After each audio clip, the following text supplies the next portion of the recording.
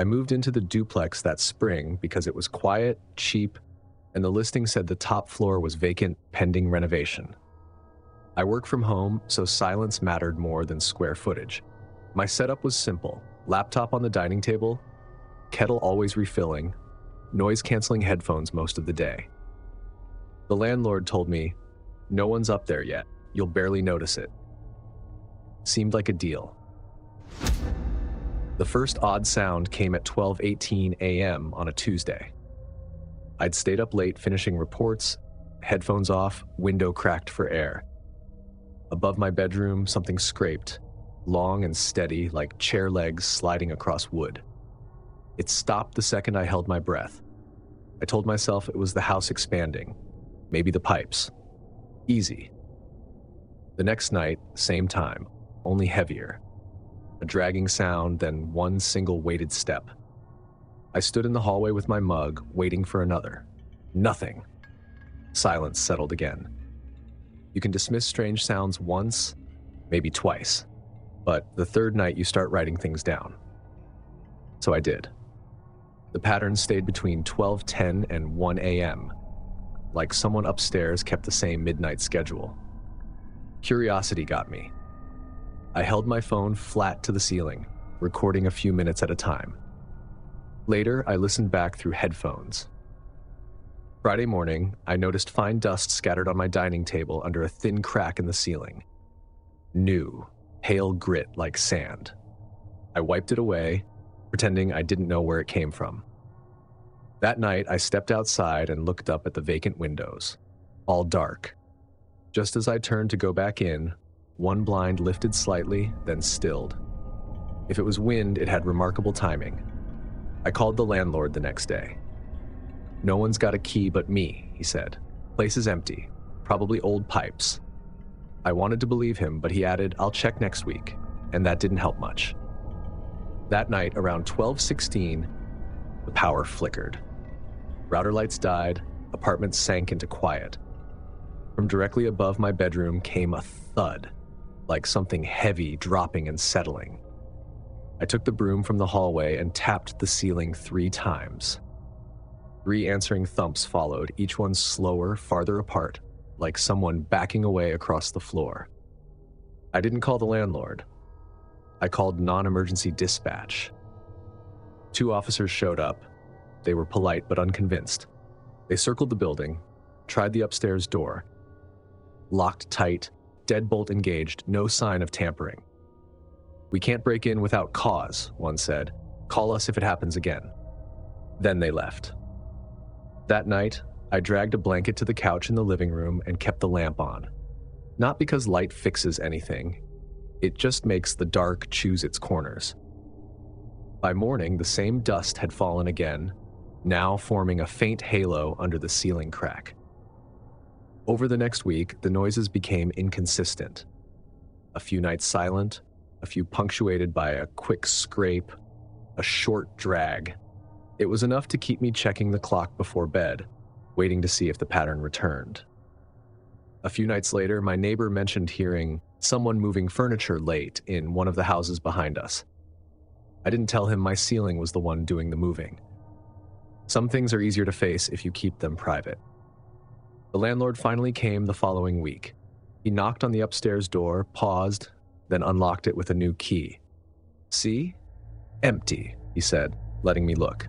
And it was. Bare wood floors, no furniture, just paint cans and a few tools. He looked around, confused but unbothered. "Buildings settle at night," he said. "You're hearing the shift." He offered a rent discount for the trouble, which told me he believed more than he wanted to admit. That same night, at exactly 12 a.m., the dragging came again, clearer than ever. One long scrape, one single step. I didn't bother checking the ceiling. I just lay there and listened, counting the seconds between sounds like timing heartbeats. Whoever or whatever was up there was keeping time with me. 2 nights later, everything changed. It was around 3 a.m. I was working late. Deadlines, when I noticed headlights sweep across my living room wall. I looked out the blinds and saw a black SUV idle to a stop in front of the duplex. 3 men got out. all wearing ski masks. They didn't knock. They didn't check addresses. They moved fast and quiet, heading straight for the upstairs entrance. One carried what looked like a duffel bag. Another had something heavy in his hand, maybe a pipe or crowbar. Then came shouting. A crash, furniture slamming against the floorboards above my head. I backed into the hallway, phone in hand, trying to dial but afraid to make a sound. I could hear them yelling, short, clipped words I couldn't make out. Then a muffled cry. Then another thud that shook dust from the ceiling. 10 seconds later, the noise stopped. I peeked through the blinds again.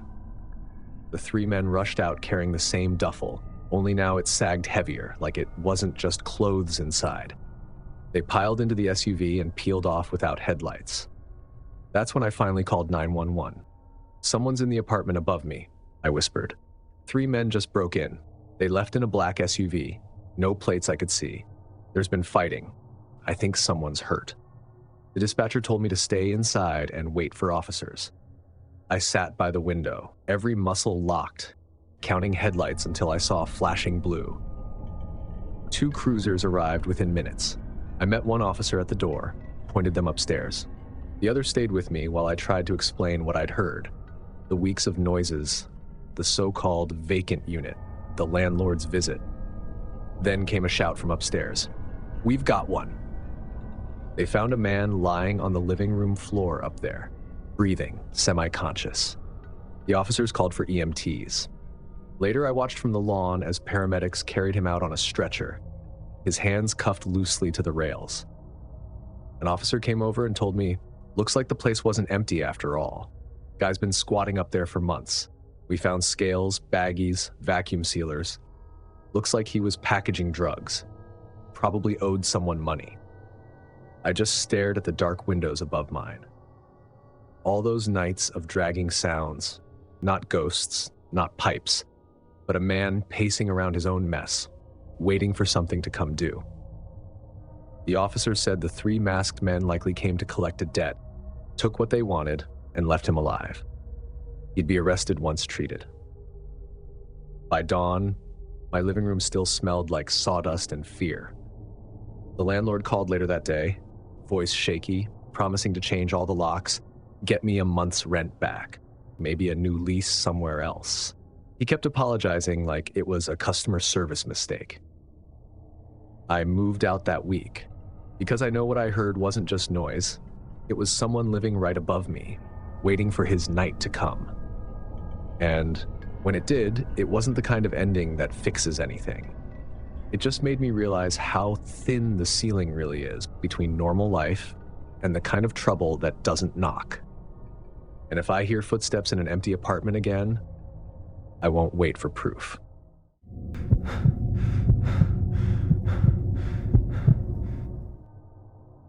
I've always liked routine.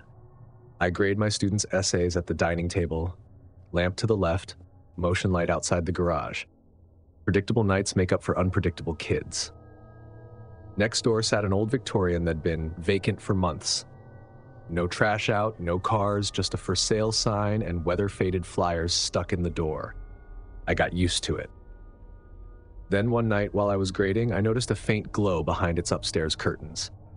Not bright, more like a lamp half covered by a sheet. It vanished before I could even stand. I figured it was a timer, maybe a realtor's trick to make the place look lived in. But 2 nights later, it happened again. I walked over on a Saturday morning pretending to pick up the flyers clogging the porch slot. Up close, the brass handle showed old fingerprints. The flyers were soggy and stuck together. I peeked around back, expecting boarded windows, but instead I caught a brief sweep of light inside. A flashlight beam, steady, then turning toward my own house before it clicked off. I stood there, heart too aware of itself, and left before I could make sense of it. A week later, I noticed my mail had thinned out. Nothing important missing, just the usual junk. Utility flyers, alumni mailers. Then on Sunday, I saw that same alumni magazine sitting on the empty house's porch, addressed to me. That's when I stopped telling myself stories. That night, I took a flashlight and crossed over again, moving along the side fence. Through a dusty side window, I saw exactly what I shouldn't have. A folded sleeping bag, food wrappers, water bottles, and a neat stack of 8x10 photos on a radiator cover. My photos. My house. My windows. My kitchen with me blurred behind the sink. My bedroom curtain half drawn. The angles didn't lie. Someone had been watching. I backed off slow, went behind my car, and called the police. Within minutes, 2 officers arrived. One stayed with me, the other circled the property with a flashlight. When he came back, he said, "Looks like there's someone inside." We waited for backup. When they reached the back door, the latch hung open, footprints pressed deep into the dirt. Whoever was inside was already gone. The realtor showed up with keys, pale and sweating. Inside, the cops bagged everything: wrappers, bottles, the photos. Clean squares in the dust showed where more had been taken. "We'll call you for a statement," one officer said. I didn't ask for details. That night, I graded papers with every light on. The house next door stayed dark, as if nothing had ever lived there. The realtor changed the locks the next day and added motion lights, front and back. I installed one over my side door. The neighborhood returned to normal. Sprinklers at night, quiet driveways, the late bus sighing at the corner. 3 nights later, I saw the upstairs glow again, just for a few seconds. I told myself it was a leftover timer. Still, I wrote a note to remind myself to tell the realtor. My list grew longer. Move the lamp away from the window, replace my curtains, stop grading so late. I didn't tell anyone. Fear sounds foolish when you try to explain it out loud. 2 weeks passed without trouble. Then one Tuesday night, while taking the trash out, I lifted my bin lid and felt it tug, something taped underneath. A single photograph. My kitchen window, taken at night. The angle was higher this time, just above eye level. In the reflection, I could see myself at the sink, dish towel over my shoulder, completely unaware. The photo paper was crisp, still smelling faintly of developer chemicals. I didn't drop it. I peeled it off carefully, took it inside, and slid it into a folder with the date in pencil. That night, I slept in the guest room, the one without windows facing the Victorian. I wedged a chair under the doorknob. It made me feel better, even if it wouldn't stop anything real. Months passed. The house eventually sold to a couple with a baby. We wave sometimes. I never told them what happened, and I never got the photos back from the police. The only person I spoke to about this was the school principal, and we both think that it was a student I failed that year. The student made a scene at school and got expelled, and maybe he was trying to scare me. For a moment it worked, but then I understood what it was. Now, when I take the trash out, I still lift the lid just to be sure. Nothing's been there since, but absences make their own kind of noise. The kind that follows you back inside, reminding you that someone once stood close enough to photograph your life and make it look like theirs. I keep that last picture in a folder on my desk. Not as evidence, just a reminder that even when the house next door looks empty, it doesn't mean you're alone.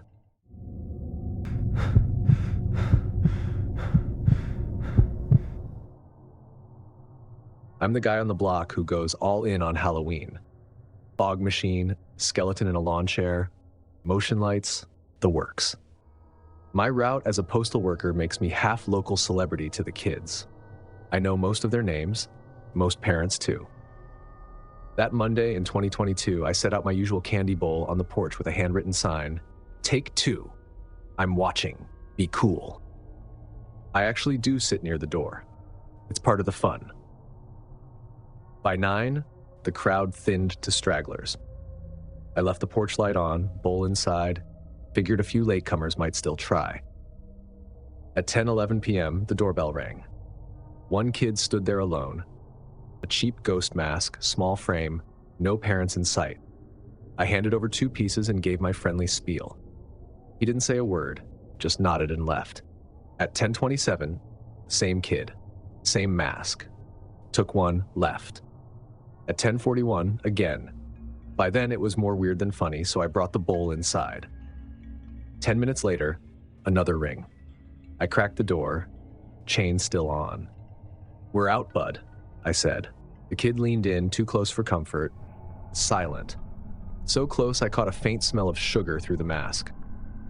Something about the way he moved, it wasn't shy. It was like he was seeing how far he could push. "Go on home, all right?" I added, but he didn't move. That's when I noticed the shape under his sleeve.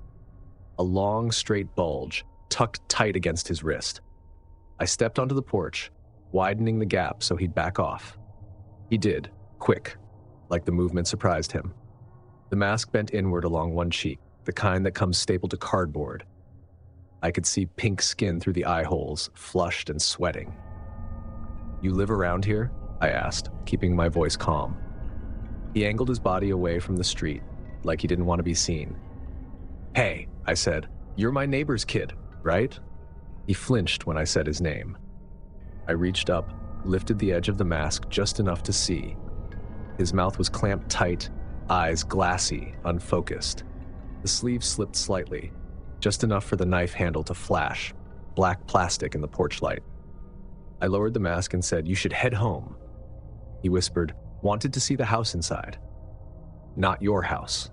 The house." Then he turned and bolted down the walkway into the dark between hedges.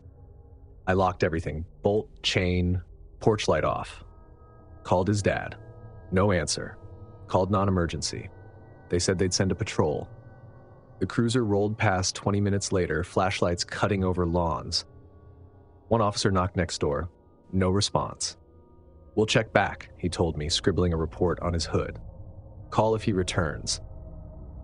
I tried to sleep, but every creak sounded like steps. The fog machine tube outside hissed once as it cooled.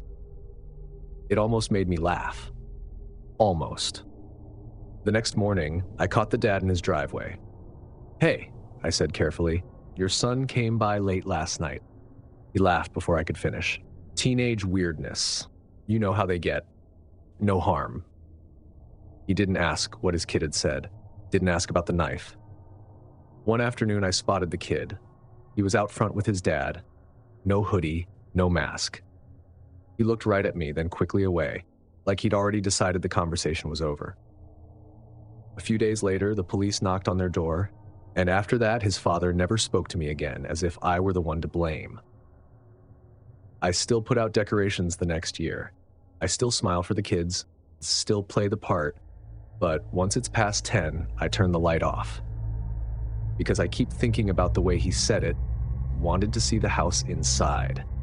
Not a threat, not curiosity, more like something he believed he was owed.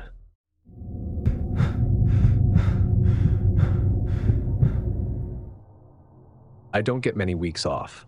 When I do, I fix what's broken, oil the hinges, clear the gutters, patch what needs patching. I'm a trucker, and it was a quiet week in Dallas, summer heat settling low. That's when the first knock came. A guy stood on my porch in a reflective vest.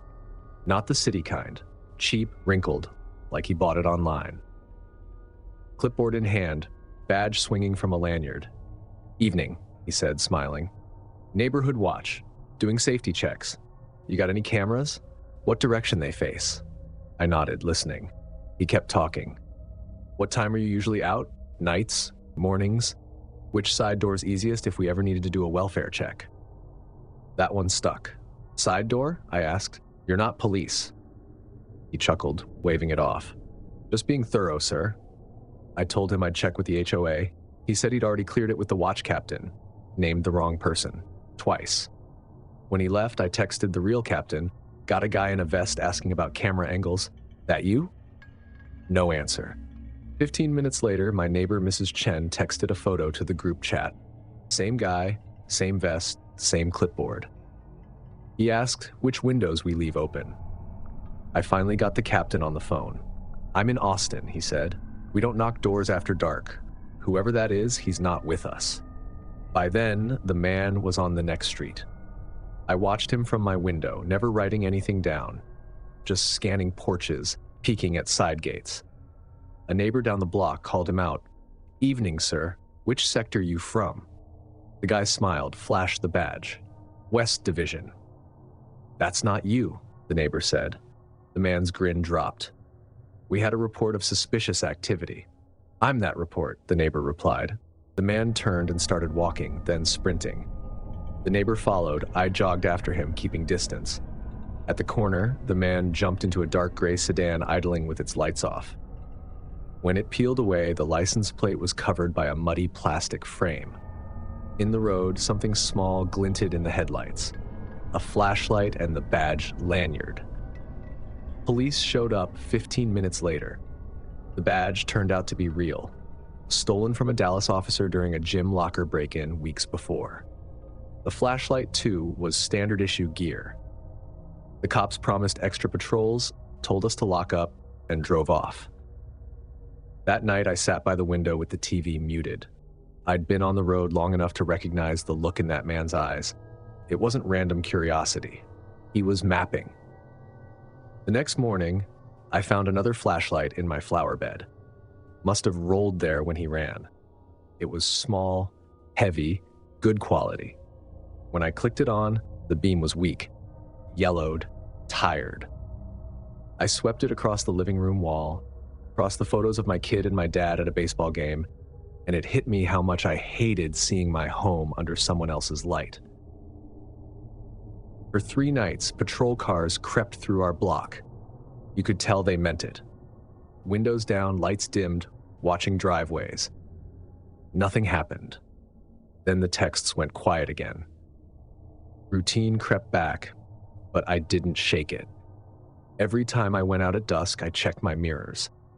I started locking the gate even when I was home. A few days later, Mrs. Chen messaged, "That guy came back in daylight, asked about the alley gate, left when I said I'd call my husband." Patrol rolled by again. Too late, as always. The captain stopped over that evening.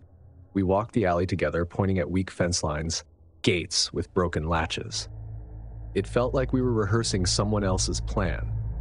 Just actors walking a stage someone had already scouted. That night, I sat in my truck cab out front, engine off, window cracked. I pictured the imposter knocking on other doors, using that same polite voice, gathering new routines to file away. It hit me that if he'd wanted to break in, he didn't need to force anything. People were handing him blueprints with every friendly conversation. I kept the flashlight on the counter for a few days, thinking I'd hand it over if an officer came by. But on the 3rd day, I took the batteries out and shoved it in a drawer. A week later, my captain sent an update. No leads, no suspect vehicle match. Probably casing houses, maybe worse. That's what unsettled me. The maybe. Since then, I don't open the door right away anymore. I talk through it first. I ask for names I already know, reasons that make sense.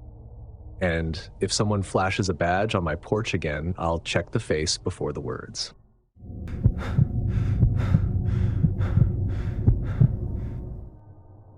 I liked that duplex. Cheap rent, good location, quiet street in Tempe. Only real catch was the driveway. One thin strip of concrete, meant to be shared. My neighbor across the line was an older guy, always on his porch like it was a job. Straw hat, old newspaper, and that stare you feel before you see it. First week, I eased my car in, hugging the edge. He waved me to stop like an airport marshal. "Keep your wheels inside the line," he said, tapping the faded crack that split the drive. "Fire code." "Got it," I said, smiling like I meant it. It started small. Trash cans moved an inch, then 2, perfectly lined up when I hadn't touched them. Notes tucked under my wiper, too close to the line. Or, "Please align bins properly." The handwriting was so neat it felt rehearsed. At first I laughed. Texted a photo to my friends. My neighbor runs the HOA of one. But the humor went flat fast. One morning, 2 of my tires were slashed. A scrap of paper under the wiper read, "Don't block my exit again." The thing is, I hadn't parked there in 2 days. When I knocked on his door, he lifted a single blind slat and said, "Some people don't respect boundaries." Then he let it fall. That night, I bought a dash cam off Amazon, mounted it on the windshield, aimed down the driveway. The red blinking light made me feel safer, or at least watched by the right side. I started noticing more. The way his porch chair angled slightly toward my door. How he appeared the second I opened my trunk or stepped onto the porch. Always just watching. He'd make small talk with this tight smile. "Long day? Trash pickups early tomorrow." Always normal words, wrong tone. I kept my answers short. Then came Friday night. I'd closed at work, tired, driving home a little before midnight. The street was empty, orange from the street lamps. I turned onto my block and froze. He was standing dead center in the driveway, hands at his sides, no wave, no word, just waiting. My headlights caught his eyes for a second, and something in the look told me he wasn't bluffing. I slowed, just enough to make a choice. Then I passed him. As I rolled by, he stepped closer, then lunged, grabbing the passenger side. The sound of his hands slamming the window startled me. "You do not pass here," he yelled. My name followed, which meant he'd been paying a lot more attention than I thought. I didn't stop. I hit the gas just enough to make him stumble back. A porch light across the street flicked on. Someone shouted for me to stop. I didn't. I parked 2 blocks away under a streetlight, called a friend first, then 911. When the officers showed up, he was gone. I told them everything, the notes, the tires, the dash cam. "It's technically civil," one officer said, "unless he threatens you again." "He grabbed my car," I said. "Then it's harassment, borderline. We'll log it, maybe point a camera toward the shared space."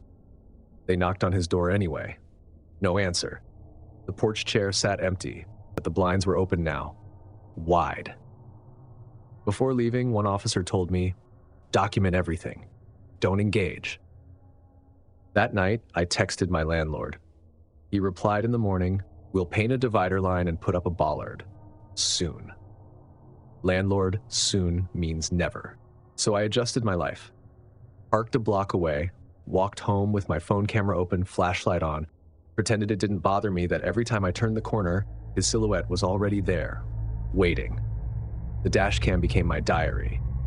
It caught nothing interesting. Just moths, cats, wind. But I kept it rolling because I didn't trust the quiet. He, on the other hand, got louder in small ways.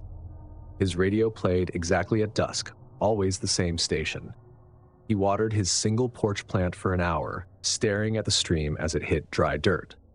He rearranged his wind chimes by fractions of inches. All those gestures meant something, even if I couldn't name what. The police checked in once after my follow-up report. "We can give him a verbal warning," the officer said. They did. I watched through my blinds as the officer talked to him, the old man nodding with that same calm smile. When the car left, he bent to adjust his welcome mat until its corners lined perfectly with the porch boards.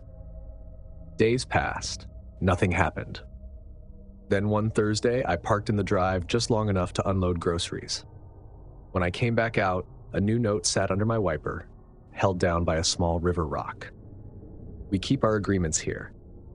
He sat on the porch again, hands folded like prayer, smiling without moving. I called the police again. They came again. He denied everything again. They told me, "If you can prove it's him, we can escalate." I showed the notes, the dash cam, the video of him lunging. They promised to document it all. But promises don't stop fear. Paper doesn't stop people. A week later, the landlord finally sent someone to paint the line. The guy rolled a perfect white stripe down the middle of the drive, said the bollard would come soon. That line didn't help. It just made the space look smaller. After that, I parked 2 blocks away every night, walking the same route under the same dim lamps. I told myself it was safer, but it also felt like surrender. Every time I turned the corner, I slowed, scanning the driveway mouth. Sometimes he was there, sometimes not, and that almost felt worse. It's been months now. The bollard finally showed up. Bright yellow, waist high, cheerful. He hates it, I can tell. He keeps stacking his porch magazines into neat little towers like a wall against the color. I still use the dash cam. The police numbers pinned in my phone favorites. I tell myself I'm cautious, not scared. But every night, when I turn onto my street, I do the same thing. Ease the car forward, scan the drive, look for a shape that doesn't belong. Most nights there's nothing, just the dark line of concrete and a few fallen leaves. But I never assume, because the one time you do, that's when someone steps out of the shadow and says, "You're too close to the line." If these neighbor stories made you rethink waving at anyone across the fence, smash that like button, hit subscribe so you never miss the next nightmare, and tell me the moment that creeped you out the most. And if you think the suburbs are calm and predictable, oh man, you're about to find out they're the opposite. Click now to watch 4 disturbing suburban horror stories, because every quiet street has at least one house you should never walk past. Or if you want to keep going, just stay here. Another video on the same theme you just watched will roll right after. Thanks for watching. Stay alert, stay safe, and I'll see you in the next nightmare.